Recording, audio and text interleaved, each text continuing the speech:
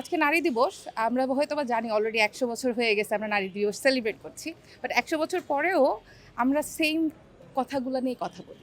১০০ বছর আগে একজন শ্রমিক নারী যে কথাগুলো বলেছে তার অধিকার সম্পর্কে, যে আমি ভোটের অধিকার চাই, আমার এই লাগবে, সেই লাগবে। আমরা ১০০ বছর পরেও ঠিক একই জায়গায় দাঁড়ায় আছি। এটা সবচেয়ে বড় কোয়েশ্চেন হওয়া উচিত। ১০ বছর পরে কই দেখব, তার চাইতে বড় কথা হচ্ছে ১০০ বছর পরেও কেন আমরা সেম জায়গায় দাঁড়িয়ে সেম কথাগুলোই বলছি।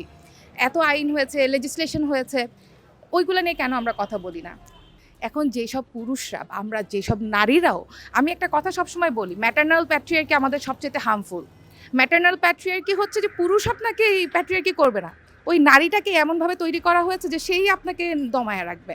যেমন আমার মা আমাকে বলবে, হ্যাঁ এভাবে কেন বাইরে যাবা, এভাবে কেন না মেয়ে মানুষ কথা বলবে, গলা নামায় কথা বলে, এত জোরে হাসবে কেন। আমার মা, দাদি, এলাকার খালা খালাম্মা যারা আছে সবাই, এই যে ছোটোবেলা থেকে একটা মেকানিজম যে নারীকে নারী দিয়েই প্রতিহত করা, সেই জায়গাটা আমাদের আগে ঠিক করতে হবে।